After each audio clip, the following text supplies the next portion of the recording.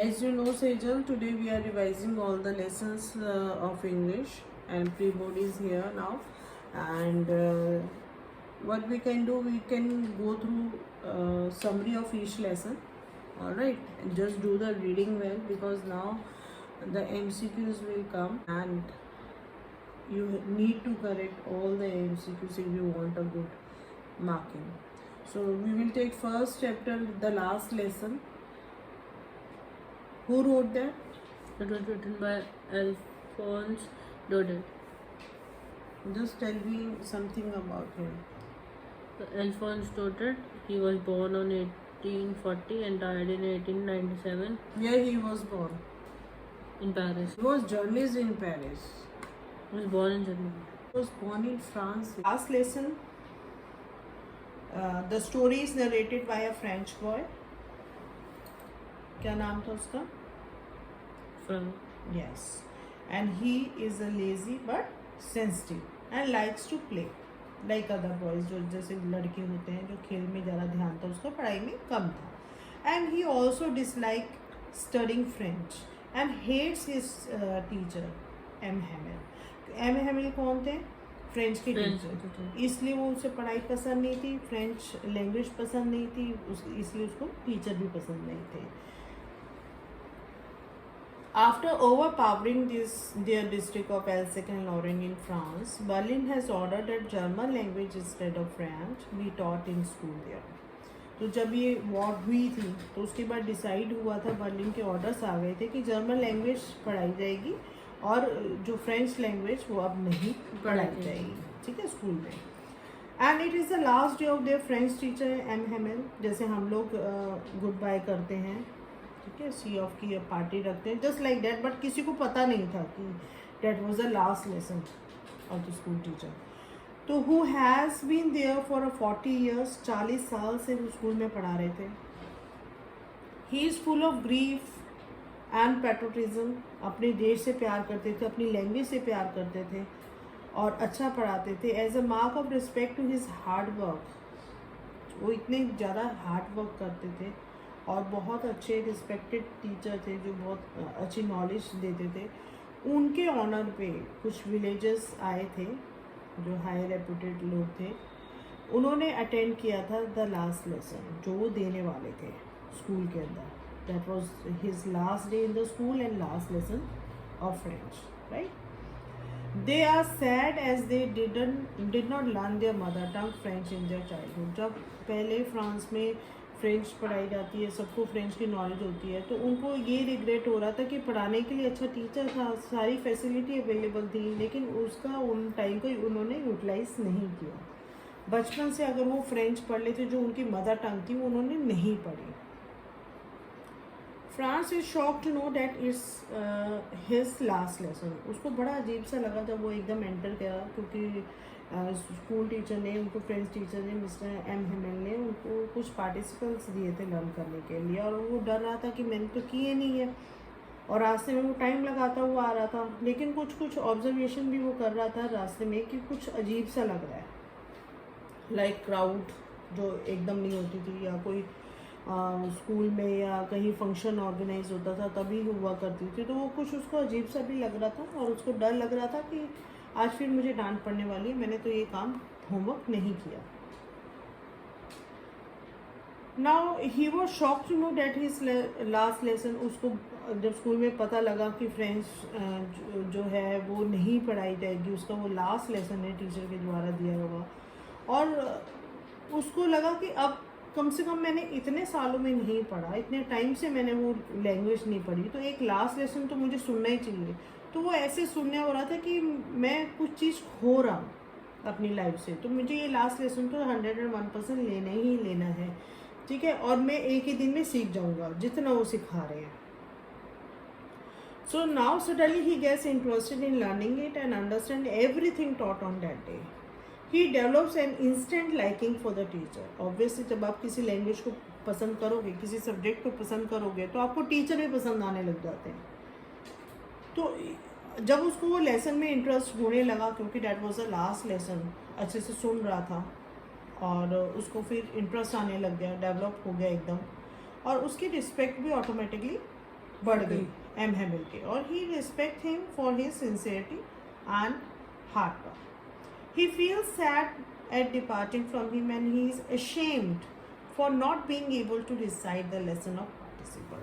तो उसको अब बहुत रिग्रेट हो रहा था कि मेरे को सर ने पार्टिसिपल दिए थे और मैं नहीं करके आया, तो उदास तो वो था लेकिन उसको शर्म भी बहुत आ रही थी। M Hamel tells that they are all at fault for not being eager enough to learn, putting it off to the next day. He blames himself for not teaching them sincerely। तो इसमें भी M Hemil ने बोला कि सारी गलती तुम लोगों की नहीं है, मेरी भी बहुत बड़ी गलती है, क्योंकि मैं बोलता था चलो आज नहीं पढ़ना नेक्स्ट डे पढ़ लेंगे, या कुछ बच्चों को बोल दिया जाके मेरे प्लांट्स को वाटर दिया, पानी दिया। तो तुम्हारी गलती तो है, तुम लोग नहीं पढ़ रहे थे, तो मेरी भी कहीं हद तक उतनी ही गलती है कि मैंने भी इंटरेस्ट नहीं लिया। अब उन्होंने बोला कि ये तो बहुत ही ब्यूटीफुल लैंग्वेज है, लॉजिकल लैंग्वेज है इन द वर्ल्ड, और सब रिग्रेट कर रहे थे कि अपनी ओन मदर टंग को कैसे नहीं पढ़े, प्रेज करना चाहते थे फ्रेंच लैंग्वेज को। He tells the class to guard their language as being close to one's language is the key to escape from the prison of slavery। तो उन्होंने बोला कि अगर आप स्लेव किसी के अंडर में नहीं रह के करना चाहते थे, स्लेव की तरह ज़िंदगी नहीं जीना चाहते, तो आपको कम से कम अपनी लैंग्वेज मदर टंग तो आनी ही चाहिए। तो अगर आप इसको सीख लोगे तो ये एक तरह से आपके लिए रिवॉर्ड काम करेगा, आपको किसी के अंडर में कभी काम नहीं करना पड़ेगा स्लेवरी का। तो it will help them in getting free from Germans, और ये आपकी हेल्प करेगा आगे से German. They realize the importance of learning their mother tongue and that they have been defeated by the Germans because of their illiteracy। Obviously वो हारे कैसे, क्योंकि अनपढ़ थे वो। अगर थोड़े से पढ़े लिखे होते, उन्हें नॉलेज होती, तो शायद वो वॉर जीत भी सकते थे। France feel that is not possible to take one's language from a person as it is natural to each being। May it be the coup to the pigeons or French to the Frenchmen। तो इससे क्या आपको पता लगा, France ने क्या feel करा कि आप किसी की फ्रेंच अपनी लैंग्वेज किसी के ज़बरदस्ती नहीं ले सकते, यानी कि बीइंग अ फ्रेंच, आप जर्मन वाले आपको फोर्स करेंगे यानी में जर्मन ही पढ़ो, फ्रेंच नहीं पढ़ो, तो ऐसा हो नहीं सकता। वो आपकी मदर टंग है, वो आपकी इनबिल्ट है। तो आप चाहे जर्मनी में रहो या कहीं और रहो, तो आपकी मदर टंग तो आप बोलोगे ही बोलोगे। लाइक आप अगर अब्रॉड चले जाते हो पढ़ने के लिए, while you speak English but you always remember your mother tongue, that is your Hindi. Explanation start आप करो, थोड़ा सा मुझे बताओ, और इन बिटवीन जो डिफ़िकल्ट वर्ड्स आ रहे हैं वो भी एक बार हम कर लेते हैं, ठीक है। फियर ऑफ, इसमें कई वर्ड मीनिंग्स भी आएंगे, कई फ्रेजेस भी आएंगे, हो सकता है कुछ एडजेक्टिव या एडवर्ब्स पूछे जाएं, तो anything it can be asked in MCQs. तो बहुत थॉरली इसीलिए बोला जाता है चैप्टर को रीड करने के लिए कि कोई भी लाइन छोड़ो मत, उसी में से ही क्वेश्चंस पुट ऑन होंगे, ठीक है। ये नहीं कि समरी कर ली आपने, लिटिल बिट ऑफ एक्सप्लेनेशन कर लिया, that is over. No, read the chapter thoroughly, not in English, in other subjects also। Yes, in great dread of, fear of। Yes, start। I started for school very late that morning and was in great dread of scolding, especially because M. Heller had said that he would question us on participles, and I did not know the first word about them. For a moment I thought of running away and spending the day out of doors. It was so warm, so bright. The birds were chirping at the edge of woods, and in the open field well back of the sawmill, the Prussian soldiers were thrilling. It was all much more tempting than the rule of participles, but I had the strength to resist and hurried off to school. तो इससे आपने क्या समझा, जो first paragraph आपने read करा, the narrator of the story is a young school going boy named Franz, ये आपको पता लग गया। That morning he was scared. क्यों स्केयर्ड था? Because he was late for the school. Also उसके टीचर एम हेमेल ने he has announce the previous day, जो पहले एक दिन बीत गया था उसमें, कि आपका टेस्ट होगा on the topic of participles में, and Franz didn't know anything at all, उसको नहीं पता था, नहीं समझ में आए थे पार्टिसिपल्स, क्योंकि वो इंटरेस्ट नहीं लेता था फ्रेंच लैंग्वेज में। And he was more scared of being scolded, और उससे डर था कि आज तो पनिशमेंट मिलेगी, एम हेमेल बहुत ज़्यादा गुस्से में होंगे। नेक्स्ट आपने एक वर्ड पढ़ा था सॉमिल। What is सॉमिल? Factory for cutting would. हाँ, इसको एकदम देख के मत बोलो, आपको ये जब आप रीड करते हो तो मेमोराइज करो इसको, ठीक है। Sawmill a factory for cutting woods.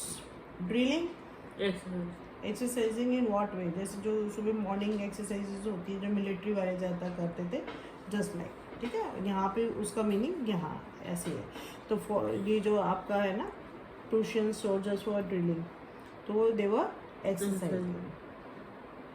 Now Franz had another option in his mind to miss school and enjoy the day out in the warm and bright weather. तो उसने कहा मेरे पास तो अदर ऑप्शन है, चलो मैं ना आज वेदर को एंजॉय करता हूँ, स्कूल से बंक करता हूँ। And he describes the scene, there were the birds chirping on the tree and the noise of Prussian soldiers doing the drill behind the sawmill could also be heard. तो ये सारी आवाज़ें सुनाई दे रही थी, ठीक है। तो it was, आप रीड करो, it was all much more tempting than the rule of participles, but I had the strength to resist and headed to school. off to school. Tempting here means attracting. Yeah. Resist means to stay away or to stop. Yeah. तो यहाँ पे the scene outside क्या था, बहुत attractive था। Then the school, माहौल बहुत अच्छा था, एनवायरनमेंट अच्छा था। और फ्रांस ने कंट्रोल करा अपना temptation and choose to attend the school, कि इसको छोड़ देता हूँ मैं, अट्रैक्ट कर रहा है यहाँ का वेदर और सब कुछ, एनवायरनमेंट भी, लेकिन मैं को स्कूल जाना है, तो I choose school for going. When I passed the town hall, there was a crowd in front of the bulletin board. For the last 2 years, all our bad news had come over there. The lost battles, the draft, the orders of the commanding officer, and I had thought to myself, without stopping, what can be the matter now? Bulletin board here means Notice board. या just like notice board, जिसमें हम लोग latest news या communication जो भी करना होता है हम लगाते हैं। You have already done earlier classes, notice कैसे लिखे जाते हैं और कैसे लगाए जाते हैं, ठीक है, यू हैव ऑलरेडी डन। तो ये ग्रामर का एक पार्ट था जो आपने किया था। बुलेटिन बोर्ड जो होता है जस्ट लाइक दैट। तो व्हेन आई पास, हाँ, as Franz walked past the town hall, जैसे वो टाउन हॉल के पास से गया, उसने एक नोटिस किया huge crowd at the notice board. तो उसने कहा नोटिस बोर्ड में ऐसे क्या लगा है जो इतनी सारा क्राउड है वहाँ पे। The war with Prussia had begun 2.5 years ago, 2.5 साल से वो वॉर चल रही थी। Since then all the bad news coming lose in the war, कि हमने लूज़ कर दिया, ऐसे ऐसे अफवाहें आ रही थी। और उसको फाइनली पता लगा, then occupation of Alsace and Lorraine by the enemy, that is Persia extra, had been communicated to the people through the bulletin board। तो इस बुलेटिन बोर्ड के थ्रू वो कम्युनिकेट करते थे, कुछ भी बात होती थी, ठीक है। तो France kept on walking towards the school। उसने कहा ठीक है, हो सकता कोई न्यूज़ आई हो ऐसा कि भी हमने वॉर जीती है, हारी है, क्या है। तो उसने कहा इसीलिए क्राउड होगी कि कुछ ऐसी न्यूज़ छपी है जिस वजह से यहाँ पे क्राउड है। And thought in his mind that worse news could have been put on the board. उसने देखी नहीं, जानी नहीं, लेकिन वो सोचता रहा कि कुछ तो ऐसा लिखा है नोटिस बोर्ड पे, बिना जाने वो आगे बढ़ गया स्कूल की तरफ।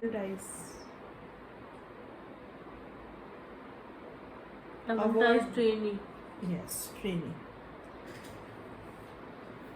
Then as I hurried by as fast as I could go, the blacksmith, Walter, too, was there, with his apprentice, reading the bulletin. Called me after. Don't go so fast, Bub. You will get to your school in plenty of time. I thought he was making fun of me and reached M. Heller's little garden out of reach. So as he walked hurriedly towards the school, जैसे जैसे वो भागता हुआ school की तरफ गया था, black Smith, आपको पता है ब्लैक स्मिथ कौन होता है, लोहे का काम करता है, black Smith who was also reading the news, वो भी न्यूज़ पढ़ रहा था, and had come along with the training, उसके ट्रेनिंग के साथ था, बैठा हुआ था, कॉल्ड आउट द फ्रांस, उसने बुलाया उसको एंड फ्रॉम द बिहाइंड, और कहा उसने कि he need not go in such a hurry as there was plenty of time for him to reach school. उसने कहा अभी तो बहुत समय पड़ा है, इतना भागने की जरूरत है, आराम से चले जाना school. Franz thought that the blacksmith was making fun of him, तो उसने कहा ये तो मेरा मजाक उड़ा रहा है, and he was already late for the school, वो लेट भी हो चुका था। When Franz reached the garden outside the school, he was out of breath as he had walked very fast. बहुत जल्दी जल्दी चल के जा रहा था, आधा भागता हुआ आधा चलते हुए, तो उसको लगा मेरी सांस तो बहुत ज़्यादा फूलने लग गई है। तो जब वो स्कूल पहुंचा तो उसकी हालत कुछ इस तरह से ही थी।